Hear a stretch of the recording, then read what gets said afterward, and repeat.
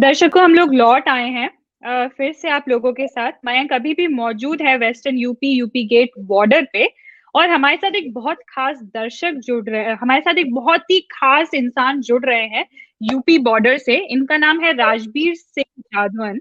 ये भारतीय किसान यूनियन उत्तर प्रदेश के अध्यक्ष हैं। उनसे हम बात करेंगे तमाम मुद्दों पर। उससे पहले मयंक, क्या आप हमें कुछ बताना चाहते हैं? हम राजबीर जी जी से बात सौम्या, कर सौम्या जी, राकेश जी जी भी जुड़ने वाले थे हमारे साथ, पर थोड़ा सा वो जो है थके हुए हैं, और जाहिर सी बात है दिन भर जो परिस्थितियां होती है तो वो जो है वो साथ नहीं आ पाया। लेकिन राजवीर सिंह हमारे साथ है। दूसरी बात, अभी मैं यहाँ पे जब हमारा नेटवर्क का प्रॉब्लम हुआ तो मैं यहाँ पे बहुत सारे लोगों से जो किसान आए आंदोलन में उनसे बात कर रहा था, तो बहुत दिलचस्प बातें निकल के आई। और जब मैं आया इनिशियली यहाँ पे तो मुझे कुछ पत्रकार मिले टीवी के, जो मुझसे कह रहे थे कि अब किसान जो है थकने लगा है, वो आंदोलन से नाराज हो रहा है, वो लौटना चाह रहा है, चलेगा नहीं। टीवी के पत्रकार थे कुछ, बिना नाम लिए, उन्होंने जी मुझसे ये सब बात कही, जो पुराने मेरे जानने वाले हैं टेलीविजन के। पर जब मैंने यहाँ जी लोगों से बात की तो मुझे ऐसा कुछ भी समझ में नहीं आया। जी ज्यादातर किसान जो है वो दूर दराज गांव से आए हैं, वेस्टर्न यूपी में आए, और जिस तरह की सर्दी यहाँ पर इस समय, अच्छी खासी सर्दी है, गलन जिसे कहते हैं, वो गलन की स्थिति है यहाँ पे। और जी लेकिन उसके बावजूद वो यहाँ टिके हैं। मैं आपको दिखाऊं, मेरे पीछे की तरफ जो है, मैं कोशिश करूंगा एक बार दिखाने की। मेरे पीछे की तरफ आप ये देखिए, ये ट्रैक्टर्स आपको दिख रहे होंगे, ये ट्रैक्टर्स और ट्रॉलीज जो खड़े हुए हैं। जी। और मैं क्या इन्हीं धुंध में भी जो है, है? क्या धुंध भी जी है, कोहरा है? क्या कोहरा भी है जी आपके सौम्या, आसपास? बिल्कुल बिल्कुल, मैं आपको दिखाने की कोशिश करता हूँ। धुंध भी है यहाँ पे इस समय। अगर मैं अपने बाईं तरफ जो है वो घुमाऊं तो आपके देख सकती है हाईवे। आप एक मिनट अगर हट जाए, ये हाईवे सामने आपको धुंध दिखाई दे रही होगी, क्या आप देख पा रही हैं? बिल्कुल बिल्कुल, मैं देख पा रही हूँ। जी ये हाईवे जी है और विजिबिलिटी भी कम हो रही है, धुंध है। राकेश जी जी सामने आप देख सकती है, वो राकेश जी जो जी। है वो क्या भी खड़े मयंक हैं, और वो आपके लगातार। जी जी मयंक, जी आपके सौम्या लेफ्ट में, सामने की तरफ आपके लेफ्ट में जी एक कोई स्टॉल टाइप लगी हुई है या फिर कुछ, क्या वहां पे वो क्या जी, ये लीडर्स के भारतीय बैठने की किसान जगह है? यूनियन का, जी जी, ये लीडर्स के जी बैठने की जगह है, भारतीय किसान यूनियन का कैंप है। उसके ठीक बगल में जो है वो हाँ, ट्रैफिक पुलिस की पुरानी जो पोस्ट थी वो है। और एक और चीज ठीक मैं है। आपको दिखाना चाहूंगा, ये जो उसके बगल में ये जो पूरा पास वे है, अंडर पास है, हम्म ये बेसिकली हम्म फ्लाईओवर है, हाईवे का अंडर पास है उसका, ये NH-24 का। उसके नीचे हम्म जगह जगह इस पे किसान क्रांति गेट लिखा हुआ है ना? किसान तो अगर आप क्रांति ध्यान गेट, से, अच्छा। किसान क्रांति ठीक है। गेट, तो जी 2018 में भी, हाँ। 2000, इसका नाम 2018 में किसान क्रांति गेट जो है वो रख दिया गया था। ओ बहुत दिलचस्प कहानी है, जो बहुत लोगों को नहीं पता है कि 2018 में भी किसान जो है वेस्टर्न यूपी के वो आए थे, लेकिन यहां से जी करीब 7 किलोमीटर आगे पीछे मोहन नगर नाम की जगह है, वहीं हम्म पर बैरिकेड लगा के किसानों को रोक दिया गया था और आंसू गैस की शेलिंग वगैरह की गई थी जी 2018 में। जी जी, इसी जगह पे। अच्छा, ये बता रहे हैं कि इसी जगह पर, यहाँ पर ये बॉर्डर तोड़ के घुसे थे और आंसू गैस की शेलिंग वगैरह करके किसानों को वेस्टर्न यूपी के यही रोक दिया गया था। भारतीय रोक किसान दिया यूनियन का गया। ही वो आंदोलन था। लेकिन मैं फिलहाल चाहता हूं कि आप राजवीर जी से बात करें, है बिल्कुल ना? बिल्कुल, जी तो मैं जी राजवीर जी हमारे साथ भारतीय किसान यूनियन के उत्तर प्रदेश के अध्यक्ष हैं। मैं चाह रहा हूं कि आप उनसे बात करें, वो आपको ज्यादा इंसाइट्स दे पाएंगे इससे। जी। नमस्कार सर। नमस्ते नमस्कार। राजबीर जी। राजबीर नमस्कार। जी, नमस्ते। सर, मुझे एक तो ये बताइए, आज आप लोगों की दिन में प्रेस कॉन्फ्रेंस हुई थी, उसमें आप लोगों की तरफ से क्या कोई महत्वपूर्ण अनाउंसमेंट हुआ, उसके बारे में आप अभी बात करना चाहेंगे? जैसे कि आप लोगों की तरफ से एक अनाउंसमेंट आया कि 14 तारीख को आप लोग लीडर्स भूख हड़ताल पे जाएंगे। तो क्या ये सिर्फ वो 32 लीडर्स हैं, 32 लीडर्स जो चर्चा में थे, या फिर और भी लोग जाएंगे भूख हड़ताल पे? जो भी हमारी नेशनल कोऑर्डिनेशन कमेटी का निर्णय होगा वो हम जी जी सारे लोग मान। जी सर। अच्छा सर, मुझे एक बात बताइए, आप लोग वेस्टर्न यूपी साइड से आए हैं, आप लोगों को क्या आपकी सरकार की तरफ से, राज्य सरकार की तरफ से कोई भी मुश्किल झेलनी पड़ी इन दिनों में जब आप लोग यहाँ पहुंच रहे थे? हाँ, सरकारों का काम है मुश्किल पैदा करना। हमारे जो जी आंदोलन चल रहे हैं उनमें जी भी हमारे कई जगह हमारे कार्यकर्ताओं को रोका गया है। जो ट्रैक्टर से यहाँ आंदोलन में भागीदारी के लिए आ रहे हैं उनको भी कई जगह रोका जा रहा है, लेकिन फिर भी जी किसान आ रहा है। उन रुकावटों जी को हटा करके, उन रुकावटों से बच करके और उन रुकावटों को किसी तरह से तोड़ करके किसान यहाँ आ रहा है। आज भी हमारा टोलों पे आंदोलन था, तो बहुत सारे जिलों में उत्तर प्रदेश में हमारे किसान नेताओं को नजरबंद किया गया, कुछ को गिरफ्तार किया गया। तो बहुत सारी कार्रवाइयां इस तरह जी की चलती रहती हैं सरकार की, और हम लोग आंदोलनकारी हैं, हम तो जी। ऐसी कार्रवाइयों का स्वागत करते हैं। सर मुझे एक बात बताइए कि आप लोगों के जो लीडर्स अरेस्ट हुए हैं या जिनको नजरबंद किया गया है, उन लीडर्स के लिए किस तरह की हेल्प मौजूद है या किस तरह की कानूनी हेल्प मौजूद है आप लोगों कुछ के साथ? ऑडियो प्रॉब्लम है, आपकी आवाज क्लियर नहीं हो रही। अच्छा, क्या अभी आपको मेरी आवाज क्लियरली आ रही है? राजवीर जी, क्या मेरी आवाज अभी क्लियरली आ रही है? अभी आ रही है आवाज नहीं है। शायद राजवीर राजवीर जी, अगर आपको मेरी आवाज मिल रही है तो प्लीज बताइए। हेलो, आपकी आवाज हमको कट कट के आ रही है, हम क्लियर नहीं हो रहे। अच्छा, राजवीर जी, आप क्या मयंक को अपना हेडसेट दे सकते हैं? वो आपसे बात करेंगे तो हम लोग रिले कर पाएंगे। नहीं, अब आपकी आवाज आ रही, अब आप अच्छा, पूछिए। ओके, ठीक है। राजवीर जी, मुझे बताइए, अभी हम एक किसान से बात कर रहे थे, ओम प्रकाश जी, जो वेस्टर्न यूपी से आए हैं। वो कह रहे थे कि हम बिजली बिल के खिलाफ भी यहाँ बात करने आए हैं। ये बिजली बिल के खिलाफ क्या मांगे हैं? बिजली बिल के खिलाफ क्यों हैं लोग, फार्मर्स? भाई, बिजली बिल के खिलाफ इसलिए है कि जब एक देश एक बाजार की बात कर रही है सरकार, तो एक देश और एक बिजली रेट की बात करे। पंजाब में बिजली किसानों को फ्री दी जा रही है, हरियाणा का कोई और रेट है, तो इस तरह से रेटों में भिन्नता है। तो हम लोगों का ये मानना है कि इस देश में एक देश हो तो एक बिजली के रेट हो, और खासकर हमारी स्पेशल मांग एक ये है कि कृषि इंटरनेट की कुछ, हाँ सर, वापस बताइए आपकी खास मांग क्या है? आप मेरी आवाज?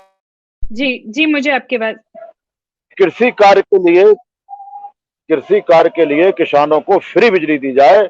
हम ये राष्ट्रीय कार्य में लगे हुए हैं, तो इसके लिए हमको फ्री बिजली उपलब्ध कराई जाए, और ना हो तो कम से कम इतना तो हो ही हो कि जो अन्य प्रदेशों में जो व्यवस्था है उसके अनुसार हमारे बिजली के रेट हो। और हम बिजली फ्री की मांग यूं ही नहीं कर रहे, पंजाब गवर्नमेंट किसानों को बिजली फ्री दे रही कृषि कार्य के लिए, इसलिए उस मांग को हम भी चाहते हैं कि हम सारे लोगों को वो मिले। जी, अच्छा, तो एक और बात बताइए राजवीर जी, आप लोग क्योंकि आप वेस्टर्न यूपी में मैक्सिमम गन्ने की खेती होती है, तो मुझे बताइए कि गन्ने की जो एमएसपी की दर रही है उसके मुकाबले किसानों को कितना दाम मिला है इन पिछले कुछ सालों में? गन्ने की जो एमएसपी है या अन्य फसलों की जो एमएसपी है, मैं वैसे आपको बता दूं कि मैं बुंदेलखंड से बिलोंग करता हूं।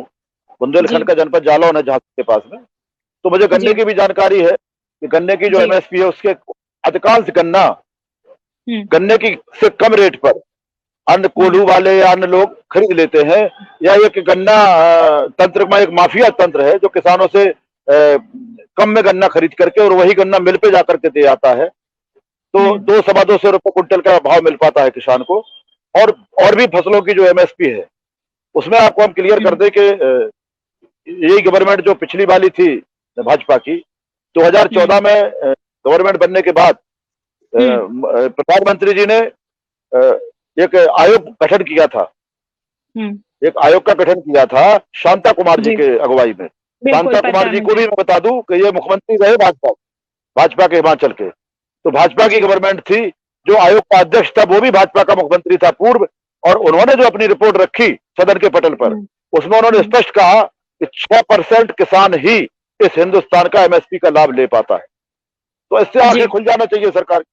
एमएसपी तो एक बहाना है किसान को बहलाने के लिए, फुसलाने के लिए, और एक और बहाना है कि जो दलाल हैं और जो कोई भी सत्ता रही हो, किसी भी पार्टी की सत्ता रही हो, एमएसपी काफी दिन से है, जिसकी सत्ता होती है उससे संरक्षित दलाल किसानों से कम दर में फसल को खरीद करके वही फसल उस एमएसपी केंद्र पे जाकर के बेच करके बीच में 500, 600, 800, और आज तो धान में, गेहूं में, मक्का में 500 से 1000 रुपए कुंटल तक का मार्जिन खाया है। तो जो भी एमएसपी की 6% दर है, जो खरीद बताती है गवर्नमेंट कि हमने एमएसपी का लक्ष्य पूरा कर लिया खरीद का, वो भी बहुत बड़ा हिस्सा दलालों के द्वारा किसानों से फसल लूट करके केंद्रों पे बेच करके पूरा किया जाता है। तो एमएसपी जैसी कोई बात नहीं है। इसीलिए हम कह रहे हैं कि एमएसपी का कानून हो और एमएसपी पे खरीद होना चाहिए, और एमएसपी के रेट से कम जो खरीद करे उसके खिलाफ कानूनी कार्रवाई होना चाहिए। इस तरह का कानून हम लोकसभा और राज्यसभा से पास करके एक कानून चाहते हैं। तो आप कह रहे हैं कि शांता कुमार कमेटी जो 2015 में जनवरी में जिसने अपनी रिपोर्ट दी थी, उसके मुताबिक 6% ही फार्मर्स को एमएसपी मिलता था तब तक भी। तो एमएसपी सिर्फ एक बहाना है, आप चाहते हैं इसको लीगलाइज करें, कानूनी बना दे, ताकि लोग बाध्य हों आपको वो दाम देने के लिए। राजबीर जी, मुझे बताइए। हाँ राजबीर जी, आप लोग अभी मौजूद है यूपी गेट बॉर्डर पे। आप लोगों के साथ कितने किसान मौजूद हैं इस बॉर्डर पे? अंदाजन कितने लोग मौजूद हैं? आपके साथी एंकर हमारे साथ है, वो घूम घूम करके देख रहे हैं। ऐसी ठंड में भी हजारों किसान यहाँ पड़ा हुआ, और हमारे हजारों किसान रास्ते में है जो चल करके यहाँ आने वाले। रोज संख्या बढ़ रही है, क्योंकि सरकार का जो रुख है, सरकार की जो नीयत है, उसका संदेश पूरे गांव-गांव में किसान के पास पहुंच गया है। लेकिन कुछ जैसे आज हमने सुबह सुना निर्मला सीतारमण जी ने भी कहा, वो किसान अब दिल्ली की ओर चल दिया है। कुछ तो अपना स्वयं का वाहन लेके चल दिए हैं, कुछ मानसिक रूप से तैयार हैं, हमें सपोर्ट कर रहे हैं कि आप लोग चिंता न करिए, हम सारे लोग दिल्ली आने के लिए तैयार हैं। तो इससे जो सरकार का रुख है, इससे बड़ा संदेश गया है इस आंदोलन का। तो यहाँ जो संख्या है वो संख्या हजारों में है, और कल जो संख्या होगी वो इससे ज्यादा होगी, इसके अगले दिन इससे ज्यादा होगी। डे बाय डे हमारी संख्या बढ़ने वाली। तो आप कह रहे हैं आंदोलन बड़ा होता जाएगा, कम होने का तो कोई भी चांस ही नहीं है। मुझे राजबीर जी एक बात बताइए, आज हमने सुबह सुना हमारी जो फाइनेंस मिनिस्टर है निर्मला सीतारमण, और जो हमारे पीयूष गोयल जी जो हमारे केंद्रीय मंत्री हैं, उन दोनों ने इस तरह की बातें कही कि किसान आंदोलन में शायद कुछ एंटी नेशनल तत्व घुस गए हैं। ये सरकार के नेताओं ने कहा। अब आप इसका क्या जवाब देंगे? भाई, एंटी नेशनल जो भी एलिमेंट हैं, उनकी जो हमारे सरकार का गुप्तचर विभाग है, वो बड़ा अपडेट देता रहता है, वो बड़ा फोरकास्ट करते रहते हैं कि 4 दिन बाद वहां पर पहुंचने वाले हैं, वो यहाँ घुसने वाले हैं। आखिर क्या कर रहा है इनका गुप्तचर विभाग? इन्होंने क्यों नहीं ऐसे लोगों को ट्रेस किया? और अगर कुछ ऐसे लोग थे तो उनको विजुअल देख करके पकड़ के ले जाए। हम लोग जो रियल राष्ट्रद्रोही हैं, जो वास्तविक राष्ट्रद्रोही हैं, उनका भारतीय किसान यूनियन, हमारे किसान संगठन, किसान आंदोलन कतई सपोर्ट नहीं करता है। हमें बिना वजह बदनाम करने का प्रयास न किया जाए। अच्छा राजबीर जी, जाते जाते आप प्लीज मुझे ये बताइए कि आपका देश के लोगों से, और ये जो मीडिया तमाम तरीके से आप लोग को शायद बदनाम करने की कोशिश करिए, आप उन लोगों को क्या कहना चाहेंगे? आप क्या कहना चाहेंगे ये बताइए। दोनों बातें हैं। देश के लोगों से हम कहना चाहते हैं कि जो भी किसान का उपजाया हुआ अन्न खा रहा है, किसान के उपजाए हुए अन्न से अपना जीवन यापन कर रहा है, आज किसान संकट में है, परेशानी में है, कष्ट में है, दुख में है, उन सारे लोगों से अपील है, चाहे जिस तबके से जुड़े हों, चाहे जहां पर हों, चाहे जो व्यापार, बिजनेस, सर्विस, नौकरी कुछ भी कर रहे हों, आज उन लोगों को किसान के साथ खड़ा होने की जरूरत है। अगर सशरीर खड़े नहीं हो सकते तो भावनात्मक रूप से खड़े हों, अच्छी सोच के साथ खड़े हों। और मीडिया के लिए मैं कहना चाहता हूं कि मीडिया का ये युग है, और मीडिया का बड़ा एक दायित्व है, जिम्मेदारी है कि जो वास्तविकता है उसको दिखाए, जो सच्चाई है उसको दिखाए। किसी को खुश करने के लिए या किसी को नाराज करने के लिए कम से कम मीडिया को ऐसे युग में, ऐसे समय पर नहीं करना चाहिए जब मीडिया का पूर्ण वर्चस्व है।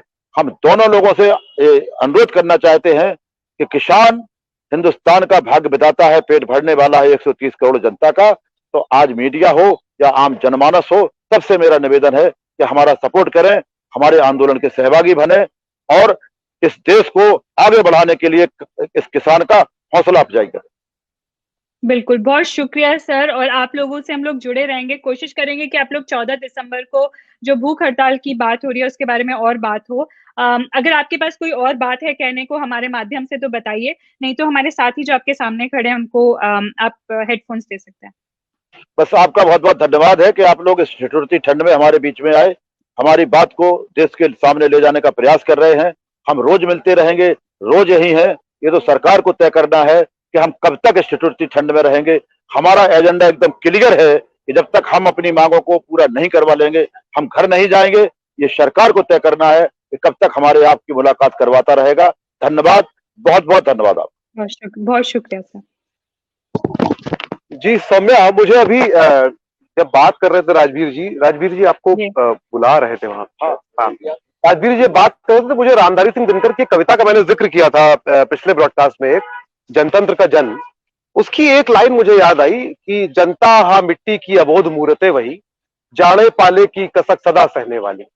तो यहाँ जो मैं देख रहा हूँ, मैं आपको बताऊं कि टेम्परेचर गिर रहा है और अभी और गिरता जाएगा। पिछले 2 दिन से दिल्ली में और आसपास अच्छी खासी ठंड है और टेम्परेचर गिरता है। वो दिन में भी टेम्परेचर इस समय 20 डिग्री के आसपास ही रहता है, ज्यादा नहीं जा रहा है। दिन में भी कोहरा रहता है, धुंध रहती है और बारिश के आसार अलग बने रहते हैं। आज बारिश हुई है दिन में, यहाँ पे कल भी हुई थी, है ना, सुबह कल भी हुई थी। और गलन है यहाँ पे, तापमान गिर जाता है। आप ये समझिए कि ये एक किसान की जिंदगी का हिस्सा हो सकता है कि सुबह 4 बजे उठ के वो पानी लगाए जाके, पर वो रात ऐसे नहीं काट रहा होता है। रात वो भी अपने बिस्तर में काटता है, रजाई में या कंबल में सो के ही काटता है ना। अच्छा, यहाँ पे जी सर, आपके पीछे जो लोग मौजूद हैं उनमें से कोई भी बात करना चाहे? बिल्कुल बिल्कुल, मैं वही करना चाहता हूँ। हाँ। जी, आप में से कोई बात करना चाहता है क्या? जी मैं एक एक पहले आप ही कर लीजिए। जी पहले आप कर लीजिए। यहाँ सौम्या सब लोग बात करना चाहते हैं। जी हम तो सबसे बात पूछेंगे। नमस्कार सर। नमस्ते सर। नमस्ते। आज नहीं आ रही, अभी आएगी सर। मेरी आवाज मिल रही है? हमें आप सुन पा रही हैं? मिल रही है। नमस्कार सर। सर आपका नाम क्या है? मेरा नाम चौधरी वीर सिंह है। मैं मुरादाबाद जनपद से आया हूँ। भारतीय किसान यूनियन का मंडल का जिले का वरिष्ठ उपाध्यक्ष। अच्छा, आप भारतीय किसान यूनियन जी। अच्छा, तो वीर सिंह जी मुझे ये बताइए, चौधरी वीर सिंह जी मुझे ये बताइए, आप किस चीज की एक तो खेती करते हैं, ये बताइए पहले। देखो जी, हम गेहूं की भी खेती करते हैं, ठीक है, धान की भी खेती करते हैं और गन्ने की सबसे ज्यादा खेती करते हैं। गेहूं, धान और गन्ने की सबसे ज्यादा खेती करते हैं, ठीक है। चौधरी वीर सिंह जी मुझे ये बताइए, आप किन मांगों के साथ आए हैं इस बॉर्डर पे? क्या मांग लेके आए हैं सरकार के? कट रही है। हम लोग लगातार थोड़ी इंटरनेट की मुश्किल। जी चौधरी वीर सिंह जी, मेरी आवाज मिल रही है आपको? हाँ जी चौधरी वीर सिंह जी, आप किन मांगों के साथ दिल्ली की सरहद पर आए हैं, ये बताइए। फिर आवाज कट रही है, आवाज नहीं आ रही।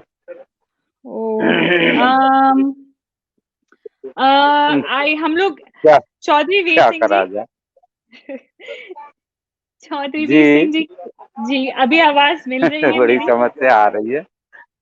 ये सब इंटरनेट की समस्या है, क्या है भाई? जी ये इंटरनेट की समस्या है। क्या आप एक बार मेरे साथी मयंक को अपना हेडसेट देना चाहेंगे जो आपके कानों पे लगा हुआ है, हेडफोन? कट के आ रही है आवाज, आ तो रही है, क्या करूं? आपका जवाब दूं तो कैसे दूं कि आवाज, आपका सवाल मुझे पूरा मिल नहीं पा रहा। कोई मेरा सवाल छोड़िए चौधरी वीर सिंह जी, आप दें जब सवाल करें आप। चौधरी वीर सिंह जी, आपका जनता के लिए कोई भी संदेश हो तो वो दे दीजिए। मेरे सवाल या सरकार के लिए, जनता को छोड़िए। सरकार के लिए संदेश जरूर देंगे, किसानों के लिए तो संदेश क्या ही रहा है। जी पहली बात तो आप जो ये इंटरनेट पे या व्हाट्सएप के जरिए ये प्रोग्राम चला रहे ना, इसके लिए आपको बहुत बहुत बधाई। क्योंकि सरकारी मीडिया है, हम तो सरकारी मीडिया ही कहेंगे। वैसे लोकतंत्र का चौथा स्तंभ है ये, लेकिन पता नहीं किस उसमें दबाव में ये हमारी बात को तोड़ मरोड़ कर पेश कर रहे हैं, भ्रामक प्रचार कर रहे हैं। ये गलत तरीका है। ये सरकार के लिए संदेश ये है कि इन्हें शुद्ध बुद्धि आवे और किसान की बात को सुने और उस पर विचार करें, और जो है मतलब जितनी जल्दी ये समस्या का समाधान करेंगे उतनी जल्दी सरकार के हित में रहेगा। यानी जितना इसे ये अगर इनके मन में गलत फहमी है कि हम इसे लंबा खींच के आंदोलन को तोड़ देंगे, तो इनकी बहुत बड़ी गलतफहमी है। हम सन 1988 में भी इस दिल्ली के दिल पे, जिसे राजपथ बोला जाता है, इंडिया गेट पे, बेटे हम आज के सिपाही नहीं है, हम सन 87 के सिपाही हैं। हमें ठंड क्या रोके कि हम रात के 12 बजे भी गेट में पानी देने जा, सुबह को 4 बजे ट्रॉली भी भरे, सारी रात हम मिल में गन्ने की ट्रॉली पे पड़े रहे तो लाने के लिए। तो हमारे लिए कोई दिक्कत नहीं है। समस्या इस सरकार के लिए आएगी, जितना डिले करेगी इतनी किसान की सहानुभूति किसान के प्रति बढ़ेगी, और लोग जो देश की जनता वो भी देख रही है, वो उसकी भी संपत्ति हमारे प्रति बढ़ेगी। और एक चीज और है कि सरकार का रवैया गैर जिम्मेदाराना, जैसे कि बयान दे देना कि साहब इसमें खालिस्तानी है, आतंकवादी हैं, या मतलब पाकिस्तानी है। अभी तो इनका दाव न पड़ रहा ना, ये भी कह देंगे कि विदेशों से फंडिंग हो रही है, हमने पता लगा लिया। ये कह देंगे कि विदेशी फंडिंग हो रही है और बड़ा पैसा आया है आंदोलन को चलाने के लिए। लेकिन इनकी आंखें हम खोल के रुकेंगे, आंखें खोल के रुकेंगे। सन 88 में भी हम बोट क्लब पे, जो राजपथ जिसे बोला जाए, इंडिया गेट से राष्ट्रपति भवन तक का इलाका, नॉर्थ ब्लॉक, साउथ ब्लॉक, हाँ कौन सा ब्लॉक जो न जानते हम तो, लेकिन हमने उस पे 10 दिन रह के, 11 दिन रह के, और राजीव गांधी को ये दिखा दिया था कि हम क्या चीज हैं। 10-10 लाख की भीड़ इकट्ठी हुई उस जमाने में, जब तो बाबा फोन भी ना थे, ये फोन नहीं था। जो टीवी है ना, जिसे टेलीविजन बोला है, यो भी गांव में 10 घरों में होगा था। आज हर बालक की जेब में नेट है, ये चल रहा है, ये फोन जो चला में इंटरनेट पे और उस पे। तब हम पे तो बेटा आज भी वही छोटा सा फोन है, हमारे बच्चे ही देखे हैं घर पे, वो ही हमें बता में पापा आज ये हो रहा, आज वो हो रहा। तो हमें आपके और भी इसके ग्रुप के ये लोग मिले जो चलाते हैं व्हाट्सएप वगैरह, जैसे आपका चैनल है, तो वो हमसे कह रहे, मैंने भैया बधाई, तुमने हमारा संदेश युवा पीढ़ी को बड़े जोर से दिया। हमारी युवा पीढ़ी अज्ञानता में जी रही, उसे ज्ञान आ गया। अब रही बात आंदोलन की, संदेश ये है, आंदोलन की बात ये है कि भाई अब हम जब घर से आए हैं तो घर से फोन आवे कि कुछ लेके आइयो, खाली हाथ मत आइयो। नहीं, ये फोन आ रहा है बेटे कि कुछ लेके आना। अब ये बताओ किस मुंह से जावे, गांव में लोग पूछेंगे भाई क्या करिए है, क्या लाए हो, तो हम पे क्या जवाब है। तो अब हमारे सामने करो और मरो की स्थिति है। सरकार एक स्टेप पीछे हटके हमसे बात कर ले। अरे भाई मान सम्मान की क्यों बात करा रहे हो? अरे हम ये कह रहे हैं कि इन्हें वापिस लेकर दोबारा से संशोधित करके ले आओ, संसद में बहस करा लो। कोरोना का बहाना बना के, एक बताऊं ये जो बिल क्यों लाए गए, इसका रीजन क्या है? इसका रीजन ये है कि कोरोना काल में जब ऐसी स्थिति आई कि सारा देश बंद हो गया, सब कुछ कैद हो गया, लेकिन भाई हमें तो इस कोरोना ने उस टाइम में भी ना खाया। हमने गेहूं भी कटवाई, गेहूं भी निकलवाई, भूस भी डुलवाया, गन्ना भी तुलवाया। तो उस टाइम पर सारे देश की जो ग्रोथ थी वो गिर गई। और एग्रीकल्चर की बड़ी, एग्रीकल्चर सेक्टर ने 3 से 5.5% की बढ़ोतरी दिखाई। अब ये जो व्यापारिक वर्ग है, जो क्या कहना है, अडानी है, अंबानी है, कौन कौन से हैं ये, इन लोगों को लगा कि भाई सबसे फायदे का सौदा तो यही है, इसमें नुकसान तो कुछ होना ही नहीं है। जब नुकसान नहीं होना तो इस पर कब्जा कर लो, इस पर कब्जा कर लो। ये बहुत गहरी बात है, ये इनकी सोच कि बहुत गहरी बात है, इस पर कब्जा करके बैठ जाओ और इस किसान से कारपोरेट के बहाने जमीन छीन लो। अब एक बताओ, हमें आने वाली नस्लें क्या कहेंगी, क्यों नहीं विरोध करा, क्यों हमारी जमीन गिरवी रखवा दी? हम क्या जवाब देंगे? अब घर जाके क्या बताना कि क्या है, या तो ये वापिस हो, उससे बाद में उसके अलावा और कोई चारा ही नहीं, या तो ये सरकार हमें गोली मारे, जेल में डाले, कुछ भी करे, करो और मरो का सवाल है। अब एक बात सुनो, मोदी जी ने 7 साल तक मन की बात हमें खूब सुनाई, तो भाई जी एक बार हमारे मन की बात भी सुन लो। अरे किसान के मन की भी तो बात सुन लो, इतना गुर्दा रखो किसान के मन की बात सुनने का। जी भाई और बहनों जी कह के बहकाने का काम मत करो हमें, हम नहीं बहकेंगे। हमारा बहुत हिमालय की चट्टान जैसा इरादा है। अब जी अब वो 36 इंच का सीना है, जने 80 इंच का सीना है, वो अब हमसे टकराएगा जब पता लगेगा किसका सीना कितना जबरदस्त जी। बहुत बहुत है। शुक्रिया आपका चौधरी वीर सिंह जी, आपने इतनी बातें बताई कि मुझे आपने सबसे इम्पोर्टेंट बात जो बताई कि जो कोरोना काल था उसमें सारे सेक्टर्स में लॉस हुआ, सिर्फ एग्रीकल्चर के हाँ सेक्टर हाँ में लॉस हुआ। और मैं आप लोगों को दर्शकों डेटा के हिसाब से बता देती हूँ, अंबानी जो है रिलायंस की जो स्टोर्स हैं, रिटेल स्टोर्स, उसमें सिर्फ जो ग्रोसरी उनका है, ग्रोसरी मतलब उनका जो किराने का सेक्टर है, वहां पे 21% का मुनाफा रिकॉर्ड हुआ था अप्रैल में, जून में। जबकि बाकी सारे सेक्टर्स में लगभग आधा 50% उन लोगों ने लॉस झेला। तो जो चौधरी वीर सिंह जी कह रहे थे वो बात एकदम 100% सही है। चौधरी वीर सिंह जी, बहुत शुक्रिया हमसे बात करने का, आपने इतनी बातें बताई और अरे इतने अभी तो जिंदा बेटा दिल। बहुत बात है, अभी तो बहुत बात है। सरकार की सारी पोल खोल देंगे जब हमसे आप मिलोगे, और हमें उम्मीद है कि ये सारी बातें हमारे दर्शकों तक पहुंचेंगी और उन्हें ये असलियत का पता लगेगा। अभी ये जो कह रहे हैं ना एमएसपी की बात, एमएसपी भी इतना बड़ा फंडा है। मैं आपसे बताऊं, मैंने झेला है 80 कुंटल धान, 80 कुंटल धान। अब ये बताओ, आप मोटा चावल खाओ बेटा या बारीक? पतला वाला खाते हो मोटा? सरकार कह रही है मोटा धान खरीदेंगे, मोटा धान दो, बारीक धान नहीं खरीदेंगे। है भाई, दुनिया बारीक धान खावे, तुम मोटा खरीद रहे हो, और मोटा खरीद गया, मोटा भी। हेलो, दर्शकों शायद उनका फ्रेम फ्रीज हो गया है, पर आपने अभी अभी चौधरी वीर सिंह को सुना, उन्होंने इतना डिटेल में बहुत सारी बातें बताई। अभी वो बता रहे थे कि वो उस पीढ़ी से आते हैं जिसने 1988 में दिल्ली को घेरा था, दिल्ली के दिल को घेरा था, मतलब राजपथ पे आए थे। उस जमाने में जब ना इंटरनेट हुआ करता था, ना फोन होते थे, गांव के सिर्फ 10 घरों में शायद टीवी हुआ करते थे, जैसा कि चौधरी वीर सिंह जी कह रहे हैं। उस जमाने में 10 लाख किसान पहुंच गए थे दिल्ली तक, तो ये जमाना तो बहुत अलग है। वो जी चौधरी वीर सिंह जी, आप वापस आ गए, आप बता रहे थे कुछ, आप एमएसपी पे कुछ बता रहे थे धान की। तो हाँ, एमएसपी पे जो अभी हमारे प्रदेश अध्यक्ष ने बताया कि 6% धान हर चीज की खरीद होती है। और हमारा जो कहना है कि एमएसपी को बैकिंग पावर दो, पीछे से सरकारी कानूनी पर अधिकार उसे दो कि जो कोई भी एमएसपी से नीचे खरीदे उस पर कम से कम 10,000 जुर्माना, 5 साल की सजा हो। वो इस तरह से किसान को उसका मिलेगा। अब एक बताओ, भाव तो तुमने तय कर दिया और खुले मार्केट में छोड़ दिया कि लूट लो भैया। जो इस मक्का का 1800 का भाव है वो 800 को बिक रही है, तो उस एमएसपी का फायदा क्या है? अच्छा, हमसे वो मक्का 1800 के भाव वाली 800 में खरीद ली, और चावल हमसे जो धान है वो हमसे जो है मतलब क्या कहें 1000 में 1200 में खरीद लिया, और आगे पता उसका नतीजा क्या होगा?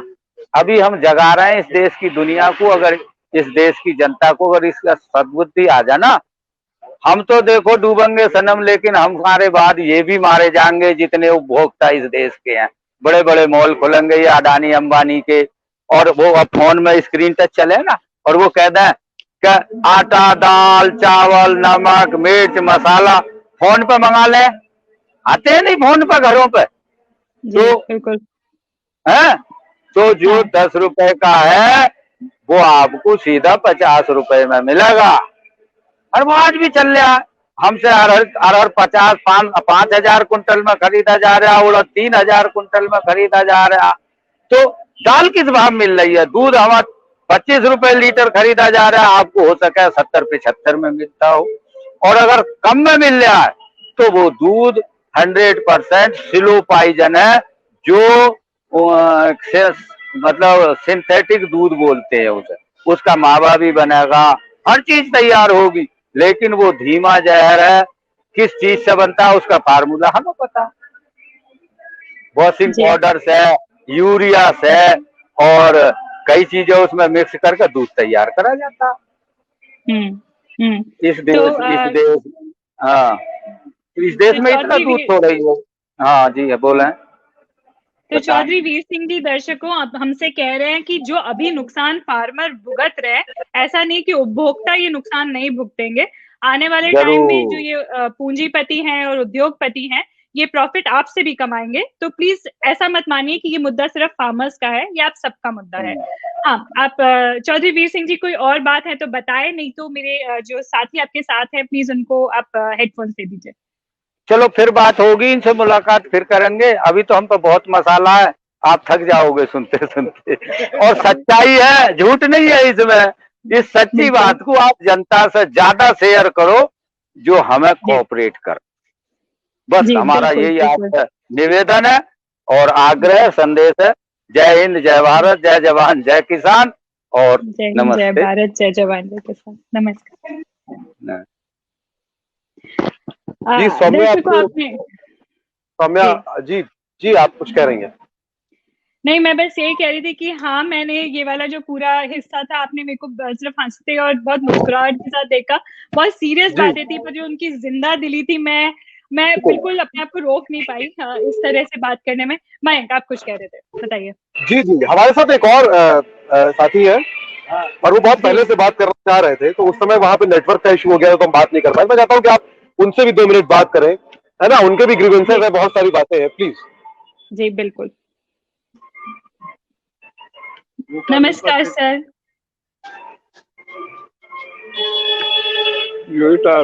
आपको आवाज आ रही है? जो कह रहे हमें तो पता ही नहीं था, आपने तो हमारी आंखें खोल दी आज। हाँ जी, नमस्ते सर। नमस्ते जी आपको भी।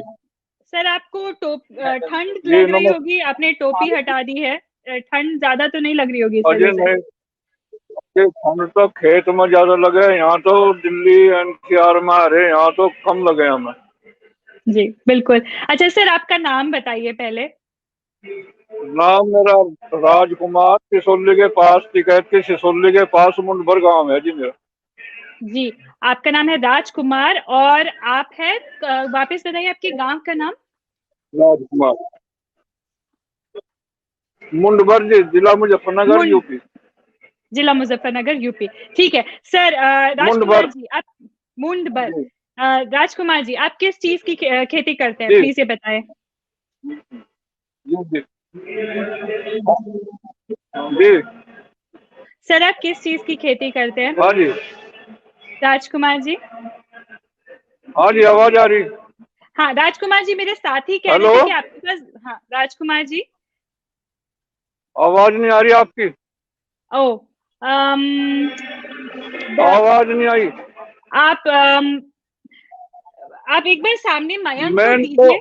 मेन गन्ने की फसल है जी, गेहूं गन्ना। अच्छा राजकुमार जी, मेरे साथी कह रहे थे कि आप कुछ बताना चाहते हैं, आपके पास कुछ शिकायतें हैं, कोई बातें हैं, प्लीज बताइए आप क्या कहना चाहते हैं।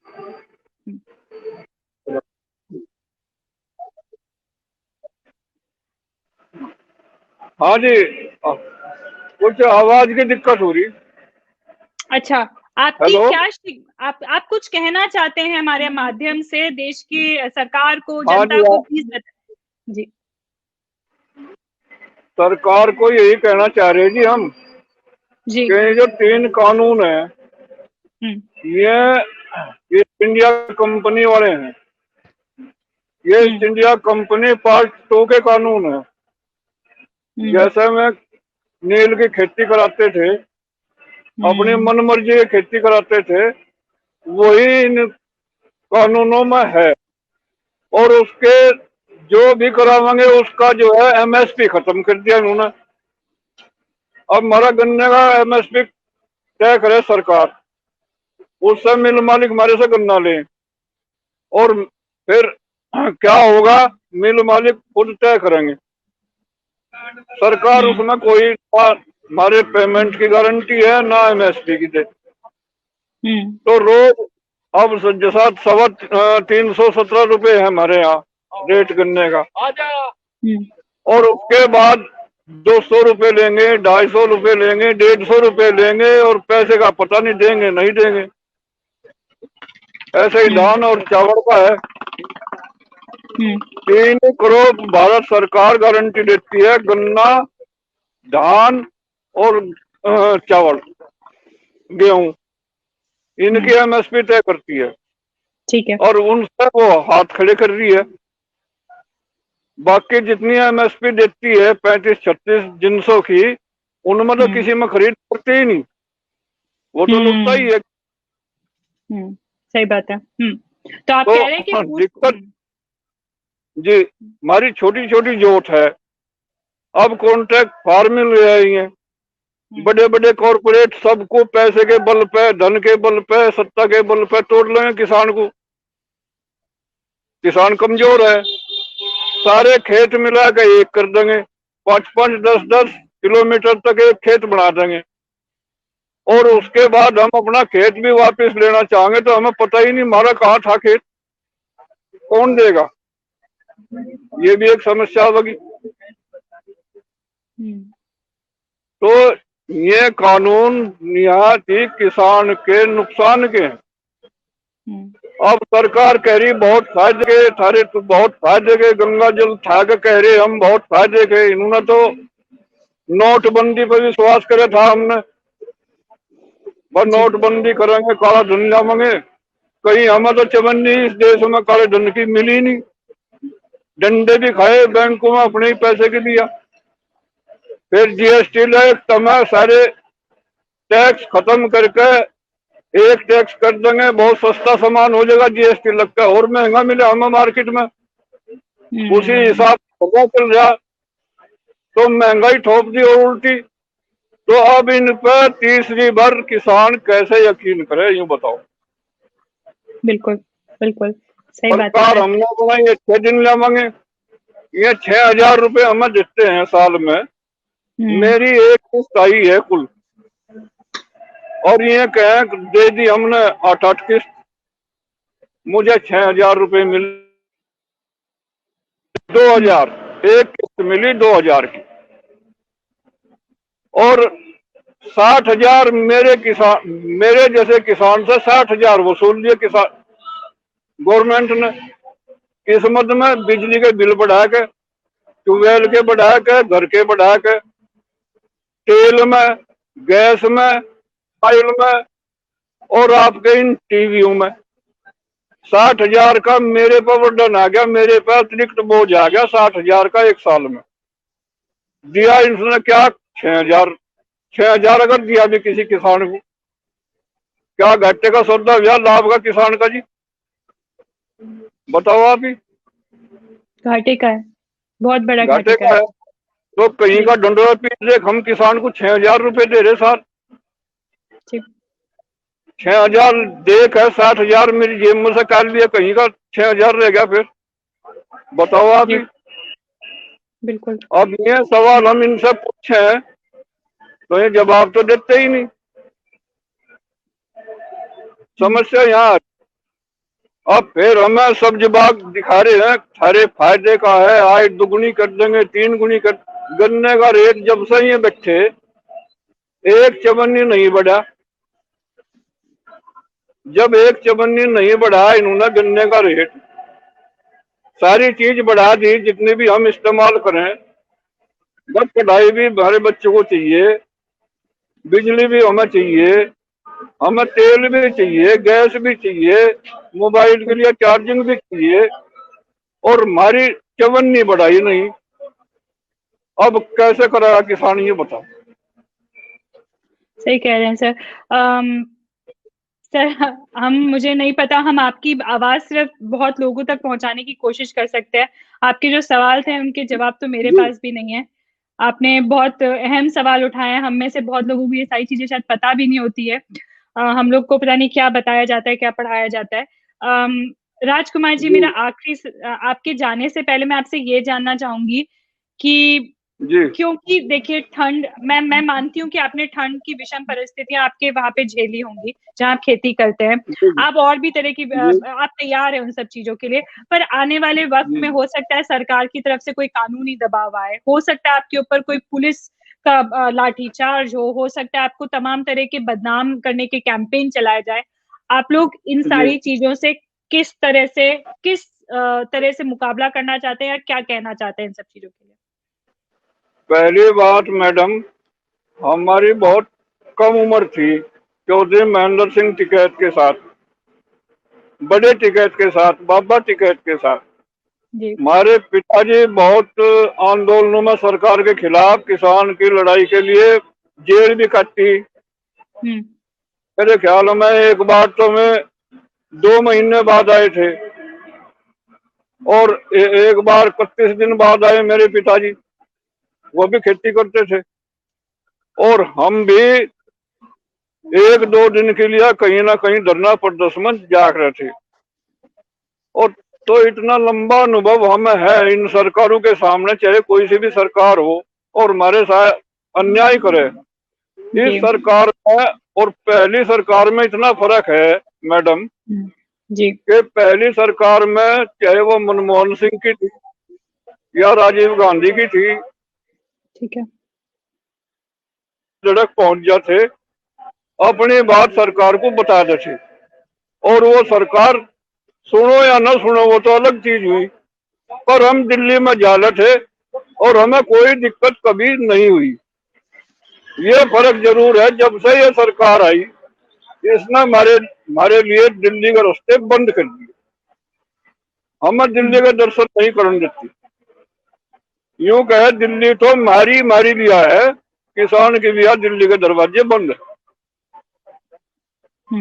अब ये लोकतंत्र है या क्या तंत्र है, अब आप लोग ही बता सके हमें, लोकतंत्र है क्या है? इसे लोकतंत्र तो नहीं कहेंगे राजकुमार जी। बस आप ये कह रहे हैं कि राजीव गांधी की सरकार रही हो या मनमोहन सिंह की सरकार रही हो, सरकार रही हो जी, हम अगर वोट क्लब गए तो वोट क्लब गए, रामलीला मैदान गए रामलीला मैदान गए, अगर हम अपने लाल किले पे गए तो लाल किले पे गए, किसान घाट गए तो किसान घाट गए। कभी हमें कोई दिक्कत दिल्ली की सरकार ने नहीं दी। उसने हमारी सुनी या नहीं सुनी वो अलग चीज है, पर इसने तो हमारे जब से यह सरकार बैठी है दिल्ली में, हमारे रास्ते सील कर रखे, तो मैं अंदर कदम रखने ही नहीं देंगे। दिल्ली हमारी किसान की नहीं है। दर्शकों क्या सौतेला व्यवहार है हमारे साथ, किसान के साथ। जी सर, सर मेरे पास जवाब नहीं है आपकी बात का, बस हम कोशिश कर सकते हैं कि आपकी बात लोगों तक पहुंचे। मैं वापस दोहरा देती हूँ जिन दर्शकों ने शायद ये बात नहीं सुनी हो। राजकुमार जी कह रहे हैं कि दिल्ली ने जो सौतेला व्यवहार किया उनके साथ, ऐसा पहले कभी नहीं हुआ हो। भले ही मनमोहन सिंह की सरकार रही हो, राजीव गांधी की सरकार रही हो, ये लोग पहुंचे थे। और आपको समझना चाहिए, अभी हम लोग मौजूद हैं वेस्टर्न यूपी बॉर्डर पे, हम लोग बात कर रहे हैं वेस्टर्न यूपी के किसानों से। वेस्टर्न यूपी के किसान क्यों इंपॉर्टेंट है? क्योंकि 1988 में महेंद्र सिंह टिकैत, बाबा टिकैत जिन्हें कहते हैं किसान, वो पहुंचे थे दिल्ली के दिल में पहुंचे थे, राजपथ पे पहुंचे थे। 10 लाख किसानों का आंदोलन हुआ था। तब उस टाइम पे राजीव गांधी मजबूर हुए थे कि वो उनसे आके बात करे, उनको उस टेबल पे बुलाए और डिस्कशन करे। तो तब दिल्ली के दरवाजे खुले थे, दिल्ली आने से नहीं रोका गया था। और आप पहले भी मान लीजिए रामलीला मैदान में जब आके किसान इकट्ठे हुए, ये पहली बार है, ऐसा कह रहे हैं राजकुमार जी, कि दिल्ली अंदर नहीं आने दी जा रही। इस तरह का सौतेला व्यवहार है। वो अलग बात है कि उन सरकारों ने सुनी कि नहीं सुनी, उस पर राजकुमार जी कह रहे हैं कि उसमें हम अलग बात कर सकते हैं, पर इस सरकार ने दिल्ली के दरवाजे इनके लिए बंद किए हैं। राजकुमार जी, अगर आपकी कोई और बात हो तो हमें बताएं, नहीं तो हमारे साथी को आप अपना हेडफोन दे सकते हैं। मेरा सवाल मैडम इस सरकार से इतना ही है, हमें लिख कर दे दे, बोले भाई किसानों के लिए या दिल्ली नहीं है, व्यापारी के लिए हो सके, नौकरशाह के लिए हो सके, नेताओं के लिए हो सके, किसान के लिए दिल्ली नहीं है। हम अपने घर ही रहा करेंगे, हम तो इस आस में आ जाकर हमारी भी राजधानी है, हमारी कुछ सुनाई हो जाएगी। बिल्कुल सर, नहीं सर, बिल्कुल आपकी राजधानी है। बिल्कुल सर, ये बात आप लोगों को, दर्शकों, सुननी चाहिए। कितनी ज्यादा एक प्लेस ऑफ होपलेसनेस से एक बात आती है। वो कह रहे हैं कि हमको ये सरकार लिखे में दे दे कि ये दिल्ली किसानों की नहीं है, दिल्ली में किसान वेलकम नहीं है, तो वो आएंगे ही नहीं। आप सोच रहे हैं कि एक देश, एक जनतंत्र, एक लोकतंत्र, वहां के इतना बड़ा तबका मानता है कि वो दिल्ली आने में वेलकम ही नहीं है। क्या आप मानते हैं ये लोकतंत्र है? खैर, राजकुमार जी, बहुत शुक्रिया हमसे जुड़ने के लिए, हमसे बात करने के लिए। और मैं सिर्फ ये कह सकती हूँ कि हम आपकी बात एम्पलीफाई करेंगे और कोशिश करेंगे और लोग इस बात को समझे और जाने। नमस्ते मैडम। नमस्ते, शुक्रिया सर। लो जी।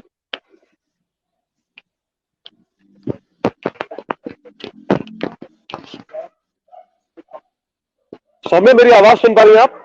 जी मयंक। अच्छा मयंक, हमारे साथ सौम्या एक सिविलियन भी है, एक सिविलियन है जो सॉलिडारिटी में आए हैं, सुशील शर्मा जी। मैं चाहता हूँ कि हाँ, वो सॉलिडारिटी में आए हैं और वो सिंगरौली का जो पावर प्लांट है वहां पे नौकरी करते रहे हैं। तो रिलायंस का हो गया है, अब वो रिलायंस का हो गया है पहले सरकार का था। अब प्राइवेट भी चल रहा था, पहले अभी गवर्नमेंट है। तो मैं चाहता हूँ कि आप उनसे भी बात करें, वो सॉलिडारिटी में आए हैं किसानों के साथ। जी बिल्कुल।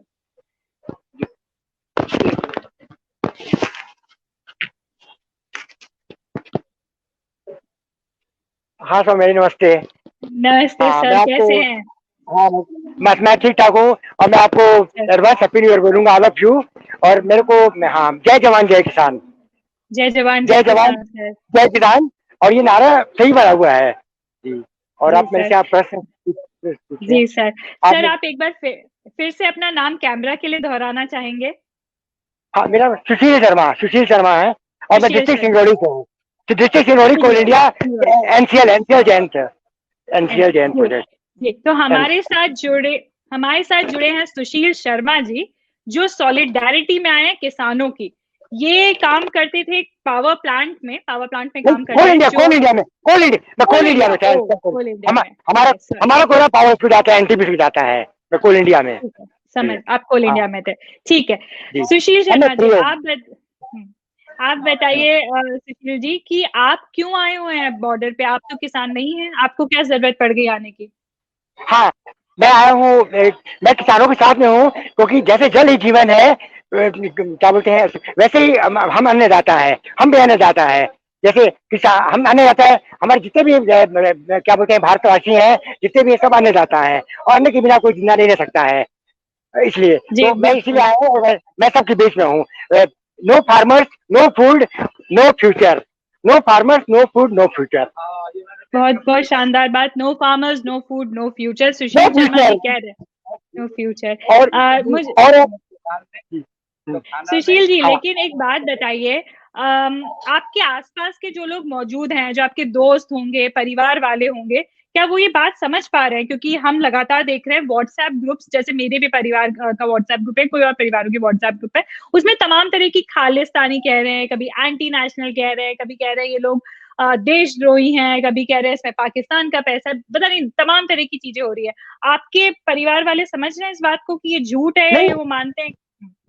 कुछ भी नहीं है, मैं सौम्या जी, कुछ भी नहीं है, ये सब गलत है। किसान अपनी लड़ाई के लिए है और किसान किसी को लेकर नहीं चाहे। किसानों का एक मतलब खुद अपनी लड़ाई है, किसानों खुद लड़ाई है और कोई किसी का साथ नहीं है।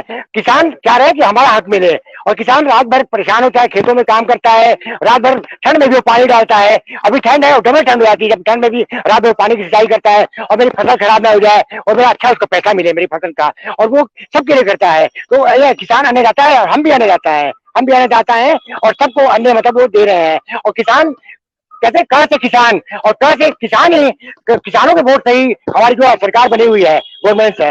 और ये क्या है, आज हमारे किसान रोड पे पड़े हुए हैं और उनको कोई नहीं देख रहा है। और वोट देना होगा तो खुद पहुंच जाएंगे और जाके रैलियां करेंगे और पूरी वोट लगा देंगे।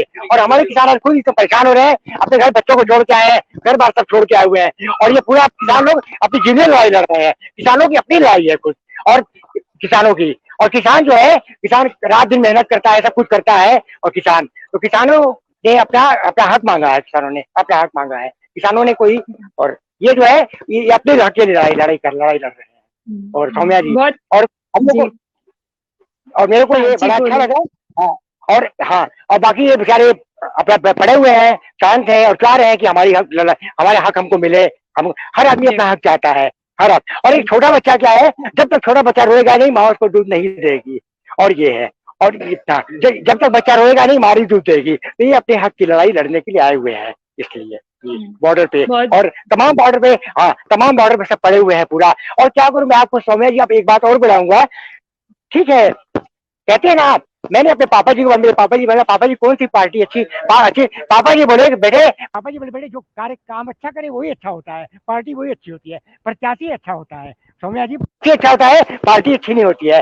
तो मैं बोलूंगा कि जैसे मोदी प्रधानमंत्री बन गए तो कहते मोदी 1 हो गया और मोदी 2 हो गया, दूसरी बार आ गए, सत्ता में आ गए, मोदी 2 हो गया, ठीक है, आप रहिए, आप जनता की भलाई करिए, सबका काम करिए, आपको भेजा गया है उससे, तो मोदी 1 मोदी 2 आ गया। और ये क्या हुआ बीच में, क्या हुआ जब लॉकडाउन हो गया ये आपका, तो क्या बोलते हैं लॉकडाउन में क्या हुआ कि लॉकडाउन 1 हो गया, लॉकडाउन 3 सब करके गए।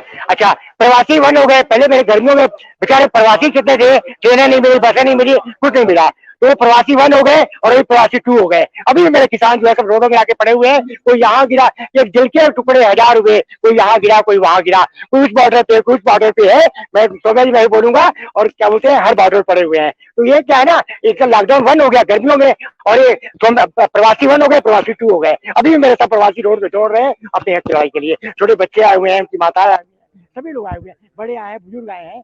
और सौम्या जी मैं तो हमेशा यही है कि मैं छोटों को आशीर्वाद देता हूँ और बड़ों को आशीर्वाद देता हूँ सौम्या जी, इसलिए मेरे किसानों की लड़ाई है और किसानों की लड़ाई है, और इसलिए उनको हक उनको मिलना चाहिए सौम्या जी। जी बहुत शुक्रिया सुशील शर्मा जी, आपने हमें बात बताई, और दर्शकों देखिए कि सॉलिडारिटी में किस तरह से लोग आके खड़े हैं, ये किसान नहीं है लेकिन ये समझते हैं कि किसानों की हक की लड़ाई है। बहुत शुक्रिया सुशील शर्मा जी। नमस्ते। जी बिल्कुल। सुशील जी आपके सामने मेरे जो साथी खड़े हैं, आप उन्हें हेडफोन दे दीजिए। मयंक थैंक यू जी सौम्या। जी मयंक, आपकी इस बीच में देख रही थी, आप बहुत लोगों से बात कर रहे थे पीछे, तमाम लोगों से, आप मुझे क्या उसका एक संक्षेप में बताना चाहेंगे कि क्या क्या बात हुई उस, अगर हम लोग, क्योंकि हम लोग का लाइव लगभग 52 मिनट्स का हो गया है, हमको थोड़ा खत्म करना चाहिए। बिल्कुल, मुझे भी घर लौटना है सौम्या, सर्दी काफी हो चुकी है यहाँ पे, और कल सुबह मुझे सिंघू बॉर्डर निकलना है, क्योंकि हमने देखिए सारी बातों का कि वो रामधारी सिंह दिनकर की रश्मि रथी में एक लाइन है कि सब जन मुझी से पाते हैं और लौट मुझी में आते हैं। तो सारी बातों का लब्बो-लुआब जो है, जो सार है, सिर्फ एक मांग, सारी मांगों को आप मिला दें और वो एक मांग बनती है एमएसपी। और आप ध्यान से देखें, ज्यादातर किसानों का, किसान नेताओं का, तो खैर किसान नेता कई बार बहुत डिप्लोमेटिक लैंग्वेज में बात करते हैं, क्योंकि उनको आंदोलन की इमेज बचानी है, जो इमेज को लगातार टॉर्निश किया जा रहा है। किसान से आप बात करेंगे, आपको समझ में आएगा कि सरकार केवल एक ही मांग है सबसे इंपॉर्टेंट, और सिर्फ उसी मांग पे सरकार झुकने को तैयार नहीं है, एमएसपी को लीगलाइज करना, यानी कि एक लीगल एंटिटी बना देना कि अगर एमएसपी से कम में कोई खरीद कभी भी, यानी कि उपज होने के बाद उसके 1 महीने बाद या उसके 1 साल बाद एमएसपी से कम में कोई खरीद नहीं हो सकती, इसको लीगलाइज कर रहा है। यानी कि कोई भी उससे कम में खरीदेगा तो उस पर लीगल एक्शन होगा। किसान की सारी मांगों को मिला दे तो वो एक यहां पे जाके घूम जाती है, सुई फंस जाती है, और सरकार की जहां सुई फंसी है, जिसको वो नहीं करना चाह रही है, वो ये एक मांग है जिसपे सरकार तैयार होने को तैयार नहीं है। इसका मतलब, इसको अगर हम समझे, इसका जवाब भी बहुत सिंपल है। किसान क्यों चाहता है? क्योंकि वो फेस कर रहा है। अभी एक बात हो रही थी यहाँ पे, मैं किसी से बात कर रहा था, और अभी आपसे हमारे एक साथी ने बात करते हुए ये बताया कि सरकार जो है बारीक चावल नहीं खरीदेगी, है ना। अब बारीक चावल महंगा होता है, यानी कि वो किसान उगाएगा और फिर वो पड़ा रहेगा, मंडी में उसकी खरीद नहीं होगी, और फिर किसान मजबूर होगा जाके किसी लाला को, कॉर्पोरेट को बेचने के लिए इवेंचुअली, और वो अपनी मर्जी के दाम पे खरीदेगा, यानी कि एमएसपी हवा हो गई यहाँ पे। और ऐसा ही तमाम और उपज के साथ है। ये हम जिस किसान से बात करते हैं, ये गन्ने का भी है कि आप 3 महीने तक गन्ने के पेमेंट का इंतजार करते रहेंगे, अगर आपका गन्ना 2-2 महीने तक, 1 महीने तक पड़ा रहेगा, तो आप क्या करोगे? जहां बिक रहा होगा बेच दोगे। यानी कि एमएसपी लीगलाइज चुकी नहीं है, और सरकार क्यों इस पर राजी नहीं है, ये भी हो सकता है कि मेरी आपकी तरह जो लोग अपार्टमेंट्स में रह रहे हैं, और वही वाली बात, आराम से जिनकी जिंदगी बसर हो रही है कंपैरेटिवली, जिनके बच्चों के पास नौकरियां हैं, और जो पूरा न्यू लिबरल इकोनॉमी की नौकरियां है, जो कितनी सस्टेनेबल है, उनको ये बात भले ही समझ में ना आए। पर यहाँ जो किसान बैठा है, जिसको शुरुआत में पूरा मीडिया ये कह रहा था कि इसको कोई भड़का रहा है, उसको समझ में आता है कि सरकार केवल एक एमएसपी की मांग पे झुकने को तैयार क्यों नहीं है। उसको अच्छी तरह पता है कि चूंकि इसमें सरकार के उद्योगपति दोस्तों का फायदा है, क्योंकि अनाज जब नहीं बिकेगा, उपज जब नहीं बिकेगी तो वो मजबूर होगा बेचने के लिए। और ये कितना आसान और सिंपल है, कितना सिंपल है, किसान ये बात समझता है जो शहरी लोग शायद नहीं समझ रहे हैं। कितना सिंपल है कि कुछ नहीं करना है, सरकारी प्रोसेस जो पहले से ढीला है उसको और ढीला कर देना है। और जब बड़ा कॉर्पोरेट आता है तो हम जानते हैं कि सरकारी सिस्टम को वो कैसे कैप्चर करता है, यानी कि सीधे खरीद की जो बात कही जा रही है कि सब किसान में जितने लोगों से बाहर। और सबसे सबसे बड़ी बात सौम्या, इन्होंने बहुत अच्छे दिन भी देखे हैं और वो अच्छे दिन इन्होंने मोदी जी वाले अच्छे दिन में नहीं देखे। तो इन्होंने बहुत अच्छे दिन भी देखे हैं और बहुत खराब दिन भी देखे हैं। पिछले 5, 6, 7 साल से किसानों की मुश्किलें बढ़ती गई हैं। समस्या क्या है कि पहले किसान का मुद्दा देश का मुद्दा था, उस पर मीडिया में चर्चा होती थी। हम अगर याद करें तो 2012, 13, 11 में मीडिया में लगातार किसानों की आत्महत्या का मुद्दा छाया रहता था। पिछले 5 साल से वो खबरें भी बंद हो गई है। तो किसान इसकी शिकायत करता है। किसान कहता है कि ना तो हमको, यहाँ मेरी बात हुई जिनसे, उनमें 90% लोग यही कह रहे हैं कि हमारी खबर ना तो मेन स्ट्रीम मीडिया टीवी पे दिखा रहा है, ना उसको अखबार छापता है। तो ये कॉमन व्यूज है यहाँ पे लोग। जी मैं आप ही की बात में जोड़ूंगी। मेरे को एक्चुअली लेकिन आपके पीछे जो खड़े हैं, जो आपके पीछे खड़े हुए हैं, वो कह रहे हैं मैं कुछ कहना चाहता हूँ। मुझे नहीं पता कि हमारे पास, मुझे पता है कि हम लोग, बट अगर वो 2 मिनट में अपनी कोई बात कहना चाहे तो हम वो बोलते हैं। जी सौम्या, जी क्या नाम है? नमस्कार जी। नमस्ते सर। सर मेरा नाम सौम्या है सर। आपका नाम क्या है सर? सौम्या जी। मेरा नाम यशवीर जी है। यशवीर जी, नमस्ते सर। यशवीर जी, मुझे बताइए, आप अभी मैं फ्रेम में देख रही थी, आप कुछ कह रहे थे मयंक के पीछे आके कि मैं कुछ कहना चाहता हूँ। आप क्या कहना चाहते हैं? मैं ये कहना चाहता हूँ कि जैसे मैं हापुड़ जिले से आता हूँ, पूरी बात बता रहा हूँ आपको। ठीक है। कि एक साल में गन्ना पैदा होता है, जो गन्ने की फसल है, आपने सुनी होगी। अच्छा जी, एक साल में पैदा होता है, एक साल बाद पेमेंट करते हैं। माननीय सुप्रीम कोर्ट ने कहा है कि 14 दिन में इन्हें गन्ने का पेमेंट दिलाया जाए, लेकिन हमारी यूपी सरकार और केंद्र सरकार ने आज तक इस पर ध्यान नहीं दिया। ऐसी एमएसपी की बात हो रही है, जैसे हम किसान है कतई। एमएसपी हमारे गेहूं का रेट 1925 रुपए केंद्र सरकार ने घोषित किया है और गेहूं 1500 रुपए कुंटल बिक रहा है। 425 रुपए कम। ठीक है। अच्छा जी। धान का हमारा 1700 कुछ है, 1885। धान हमारा 1000 रुपए बिक रहा है। हाँ जी, 900, लगभग 900 रुपए कम आप ये कह रहे हैं? हाँ जी, हाँ जी जी। ठीक है। ये मतलब ये जमीनी हकीकत है। ये हम नहीं कह रहे, ये जमीनी हकीकत है। जो आज किसान सड़कों पे आया है या रात में राजधानी के चारों तरफ है, ये किसान खुशी में नहीं आया, ये दुखी होके आया है। आपने देखा होगा कि तो सरकार ने रोडें बनवाई तो प्राइवेट टोल टैक्स लगा रखे हैं, तो इन्होंने फास्ट टैग लगा दिया कि गाड़ी जब क्रॉस होगी, जब पहले उनके अकाउंट में पैसे पहुंच जाएंगे। और किसान का पेमेंट गन्ने का 2 साल बाद करा रहे हैं। एक ही देश में माननीय जो सुप्रीम कोर्ट है वो कहता है 14 दिन में कराया जाए, 14 दिन के बाद 14% ब्याज हो। और 14 दिन में अगर कोई फैक्ट्री पेमेंट नहीं करती, आपकी आवाज चलेगी सौम्या जी। नहीं, मैं हूँ सर, मैं कुछ बोल नहीं रही, आप बोलिए। हाँ जी, हाँ जी। हमारी जो सरकार, हाँ, माननीय जो सुप्रीम कोर्ट कहता है कि 14वें दिन इनका पेमेंट हो और 14 दिन के बाद पेमेंट नहीं करते तो 14% का ब्याज देंगे। ये सन 2014 में सुप्रीम कोर्ट का फैसला आया था, पूरे हिंदुस्तान में ऐतिहासिक। और 2014 से 2020 चल रही है। आज तक सुप्रीम कोर्ट के इस कानून को लागू नहीं करा पाई है मोदी सरकार। तो इससे बड़ी जास्ती क्या होगी किसान के साथ? अच्छा, एक आखिरी बात सर, आपके जाने से पहले, आपने मुझे एमएसपी के बारे में बताया, आपने ये बताया कि 1885 आपके धान का एमएसपी है, लेकिन आप 1000 रुपए में बेच रहे हैं। जी, गेहूं का एमएसपी 1925 है और 1500 में बेचा है, 1500 में बेचा है, तो आप घाटा तो वैसे ही झेल रहे हैं। और आप ये कह रहे हैं 2-2 साल तक आपको गन्ने का पेमेंट नहीं मिलता है, जो जबकि सुप्रीम कोर्ट ने बात दे किया है कि 2 हफ्ते में मिल जाना चाहिए, और जब उसके बाद मिले तो 14% बोलना चाहिए। जी। अच्छा, मुझे जाते जाते ये जरूर बता के जाइए, जो आप लोगों की बिजली के बिल आए हैं पिछले कुछ टाइम में, वो क्या बहुत ज्यादा बढ़ के आए हैं? मैं भी आपके सारे साथियों से सुन रही थी कि किसी का 20,000 का, किसी का 1 लाख का, किसी का 80,000 का। आपका भी क्या बिजली का बिल बहुत बढ़ के आया है? नहीं, मैं इसमें जो बिजली में तो मैं ज्यादा जानकार हूँ, हाँ, क्योंकि कृषक हूँ और वैसे भी एक राजनीति करता हूँ। हाँ जी, जो किसानों का बिजली का जो शोषण हो रहा है, सन 2014 में 750 रुपए 7.5 हॉर्स पावर का आता था 12 का, ठीक है, आज आ रहा 1600 रुपए। अच्छा जी, दुगने से ज्यादा, 1600 रुपए महीने का, दुगने से ज्यादा कर दिया।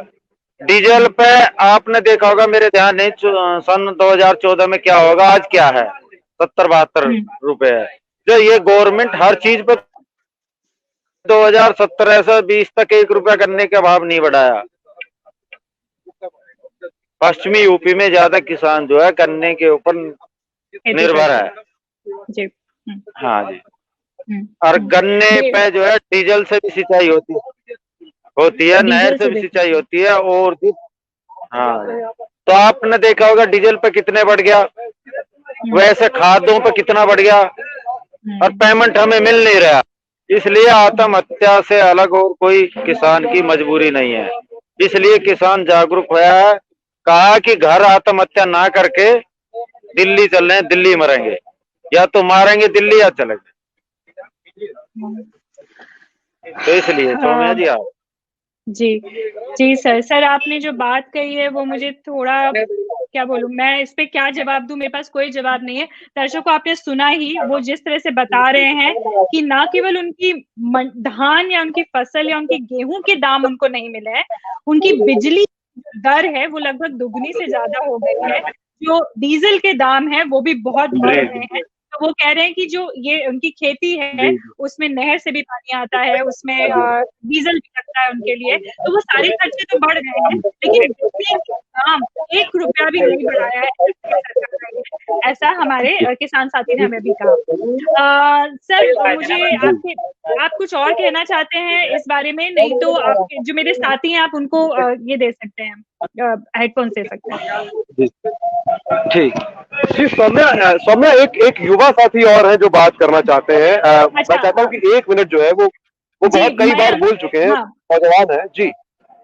ठीक है मयंक, मैं मुझे माफ कीजिएगा, जो हमसे अभी किसान बात करके गए, उनका नाम क्या आप दोहरा सकते हैं? अपना नाम आप बता दें। यशवीर सिंह नाम है। ठीक है, यशवीर सिंह। और सौम्या यहाँ पर एक और साथी थे, एक साथी और है, एक साथी ये है, एक साथी और जो बात करें, उनके गन्ने का पेमेंट 2 साल से नहीं हुआ है ना? तो सब बात करना चाह रहे हैं, सौम्या को थोड़ा सा एक्सपेंड करते हैं। जी, मैं एक बार इनसे आपसे भी कराता, आप 1 मिनट 2 मिनट इनसे बात करें, फिर हम जो है जी। जी नमस्कार जी। नमस्ते सर। सर, आपका नाम बताइए प्लीज कैमरा के लिए। हेलो, आपका नाम बताएंगे सर कैमरा के लिए? मेरा नाम है जी सूरज चौधरी, मैं जिला बुलंदशहर के तहसील खुर्जा से आया हूँ। आप सूरज चौधरी हैं, आप तहसील कुर्सा से आए हैं। सूरज जी, मुझे बताइए कि आप लगभग, अभी हमने जिन लोगों से बात करी उन सब में सबसे युवा आप हैं। क्या आप भी किसानी करते हैं या किसान की फैमिली से जुड़े हुए हैं सूरज जी? हाँ जी, किसान, हमारे फादर भी किसान है, हमारे ग्रैंडफादर भी किसान है, हमारी फैमिली पूरी किसान से चली आ रही है। बहुत दिक्कतों का सामना करना पड़ता है। सरकार की नजर में हम आतंकवादी हैं, और जो हजार करोड़ रुपए मार के ले जा रहे हैं विजय माल्या, वो आतंकवादी नहीं है, हम आतंकवादी हैं सरकार की नजर में। हम आतंकवादी इसलिए कहे जाते हैं कि हम सरकार का पैसा जो लोन लेते हैं उसे टाइम पे चुकाते हैं, नहीं चुका पाते तो हम आत्महत्या कर लेते हैं, इसलिए हम आतंकवादी कहा जा रहा है। कि किसान इस शर्म में इसलिए आतंकवादी कहा जा रहा है। किसान बेशरम हो जाए अधिकारी बैंक के लोन के लिए तगादा घर कर रहे हैं, उनको मारे तो हम आतंकवादी नहीं कहे जाएंगे। किसान शर्म में, इसलिए किसान आतंकवादी कहा जा रहा है आजकल। किसान सरकार का सामना शांतिपूर्ण तरीके से कर रहा है, इसलिए किसान को आतंकवादी कह रहे हैं। सूरज, अब बहुत दर्द होता है जब आतंकवादी कहे जाते हैं। दर्शकों, आपको सुनना चाहिए जब आपके खुद के देश के देशवासी जो इस तरह की मुश्किलों का सामना कर रहे हैं, जहाँ उनको खेती का दाम नहीं मिल रहा है, जहाँ उनकी बिजली की दर बढ़ रही है, जहाँ उनको ठंड में आके आंदोलन करना पड़ रहा है अपनी सरकार के खिलाफ क्योंकि उनकी बातें नहीं सुन रही है, आप उन लोगों को आसानी से आतंकवादी कह देते हैं, एंटी नेशनल कह देते हैं। आप सोचिए उन लोगों को कितना बुरा लगता होगा। प्लीज थोड़ा पढ़िए, किसानों की बातें सुनिए, आपको पता चलेगा कि एक्चुअली सच क्या है। अच्छा सूरज, मुझे एक बात बताइए सूरज जी, आपकी उम्र कितनी होगी लगभग? जी, मेरी उम्र है 16 आप 16 साल के हैं सूरज। अच्छा सूरज, मुझे बताइए कि आप अभी अपनी, क्या आपकी पढ़ाई इफेक्ट हो रही है क्योंकि आप इस आंदोलन में आके बैठे हैं?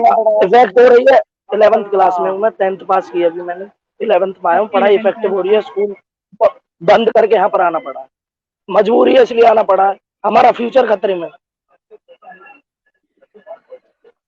सूरज, आप मेरे आधी उम्र के हैं और मेरे को ये सोच के बहुत अजीब लग रहा है कि आप जो बातें बोल पा रहे हैं मैं उतना सोच भी नहीं सकती। अच्छा मुझे एक बात बताओ सूरज, तो अभी आप लोग कितने टाइम, आप अपने आपके पिताजी, आपके परिवार के और लोग भी आए हैं या सिर्फ आप अकेले आए हैं? अभी घर पे भी काम है, पिताजी आ जाते हैं चले जाते हैं, पर मैं परमानेंट हूँ यहाँ पर। आप परमानेंट है यहाँ पे? आप क्या 26 तारीख से यहीं पर हैं? हाँ जी, वैसे 26 तारीख से यहीं पर है, तो लगभग 14-15 दिन हो गए आपको आए हुए। अच्छा एक बात बताइए, बोलिए। हाँ, सूरज, किस तरह की तैयारी के साथ आए हो आप यहाँ पे, मुझे बताओ इस बॉर्डर पे? तैयारी तो इस तरह की आए जी, इस बार मोदी जी को उखाड़ के जाएंगे, हमारी मांग नहीं मानी तो 6 महीना लग जाए 6 साल, अब हटना ही नहीं है। एक बात बताइए सूरज, आपकी उम्र के जो लोग हैं जो इंस्टाग्राम यूज करते हैं या फिर तमाम तरह के सोशल मीडिया के चैनल प्लेटफॉर्म्स यूज करते हैं, आप उनको जो खेती से नहीं जुड़े, जो खेती के परिवारों से नहीं जुड़े, आप उनको कैसे समझाओगे आपकी दिक्कत है? आप उनको कैसे समझाओगे आपकी दिक्कत है? सबको समझा रहे हैं जी, सब हमारा सपोर्ट कर रहे हैं, बस इस सरकार को छोड़ के। सरकार हमारे सपोर्ट में नहीं है, सब हमारे सपोर्ट में है। ठीक है सूरज जी, फिर ठीक है, हेलो, ठीक है सूरज जी, फिर सूरज आप बात करते करते बहुत इमोशनल भी हो गए थे। मुझे एक बात बताइए कि ये वाला जो दौर है आप जो देख रहे हो, आप बहुत यंग हो, क्या आपने कभी सोचा था एक डेमोक्रेसी के हिस्सा हो और आपको ऐसा कुछ देखना पड़ेगा? आपने तो पढ़ा होगा सिविक्स की बुक्स में कि डेमोक्रेसी है। जी, नहीं सोचा था कि ये सरकार हमारे साथ ऐसा विश्वासघात करेगी। आप 2 साल में चुनाव में वोट देने लायक हो जाओगे, आप 18 इयर्स के होगे तब। आप मुझे बताइए क्या आप किस तरह के मुद्दों पे सरकारों के लिए वोट देना चाहिए? आप क्या मानते हो? आप अभी उस उम्र के नहीं हो बट फिर भी किस? हम तो जी यही मानेंगे कि जो हमारे देश का जो मूल आधार है वो बस खेती के ऊपर टिका हुआ है, जो किसान को सपोर्ट करेगा हम बस उसी मुद्दे को वोट देंगे, जो बस किसान के सपोर्ट में भी जो सरकार। बिल्कुल, बताओ, आपकी बात बस सरकार हमारे साथ जबरदस्ती कर रही है। बताओ, मैं आपका भला करना चाहता हूँ, आप नहीं चाहती, मेरा भला मत कीजिए। अब मैं आपके साथ में जबरदस्ती करूंगा, उसमें कोई तो मेरी गड़बड़ होगी। हम ये बिल नहीं चाहते, सरकार हमारे साथ जबरदस्ती क्यों कर रही है? हमारा भला है तो हमको ये भला नहीं चाहिए अपना। बिल्कुल। दर्शकों, आपको मानना पड़ेगा कि सरकार लगातार ये कह रही है कि किसानों के फायदे का बिल है और किसान लगातार ये कह रहे हैं कि उनके फायदे का नहीं है बिल। आप किसकी मानेंगे? उसकी मानेंगे जो डंके की चोट पे बिना खेती करे ये कह रहा है ये किसानों के फायदे का बिल है, या किसान जो कह रहे हैं कि हमारे फायदे का बिल नहीं है? सूरज हमारे साथ थे, सूरज 16 साल के हैं, सूरज का परिवार खेती करता आया है। सूरज कह रहे हैं कि जब तक इस सरकार को उखाड़ नहीं देंगे या फिर इन बिलों को वापस नहीं, कानूनों को वापस नहीं दिलवा देंगे, वो दिल्ली नहीं छोड़ेंगे, भले उसमें 6 महीने लग जाए, उसमें 6 साल लग जाए। और वो कहते हैं कि जब वो आज से 2 साल बाद वोट करेंगे तो वो उस सरकार के साथ खड़े होंगे जिससे किसानों की बात होगी। सूरज, बहुत शुक्रिया हमसे जुड़ने के लिए, और मैं उम्मीद करती हूँ कि आपकी पढ़ाई और इम्पैक्ट ना हो, आपको किसी तरह मौका मिले अपनी पढ़ाई से जुड़ने का, वो भी जरूरी है। मेरे साथी जो आपके साथ हैं खड़े, मयंक, अगर आप उनको हेडफोन्स देना चाहें तो। इस बार दिल्ली पर आर्मी परेड नहीं, किसान परेड करेंगे राजपथ पर। चलो कल मिलेंगे। जी सौम्या, आप शो को अंत करने का समय मुझे लगता है जी बिल्कुल बिल्कुल आ गया है, रात का 12 बजने वाला है। जी जी मयंक, बहुत शुक्रिया मयंक, इतनी ठंड में हमारे लिए रिपोर्टिंग करने का। लगातार आप इस हर बॉर्डर पे जा रहे हैं। मैं जाते जाते बस ये आप लोगों से सीरियसली रिक्वेस्ट करना चाहूंगी, इस वीडियो को प्लीज शेयर करें, प्लीज प्लीज देखें, क्योंकि इसमें हमारी बातें नहीं है, किसानों की बात है। और जैसा कि हमने कहा कि किसानों के मन की बात रखने का टाइम है, उनकी बात सुनने का टाइम है। सरकारें शायद नहीं सुन रही है, पर हम सबको तो सुनना चाहिए ताकि पता चले चल क्या रहा है। मैं बहुत शुक्रिया, नमस्कार, गुड नाइट। शुक्रिया सौम्या, शुभ रात्रि। और यहाँ बहुत सारे लोग अभी बात करना चाहते हैं, पर हम कल फिर आएंगे यहाँ पे शाम को, सिंगू बॉर्डर पे होकर शाम को फिर पहुंचेंगे, और कल हम फिर बात कराएंगे यहाँ पे लोगों से, क्योंकि सबके पास बहुत कुछ है कहने को और हम समझ भी रहे हैं। तो जी जी, दर्शकों, शुभ रात्रि, बाय बाय। और सो जाओ।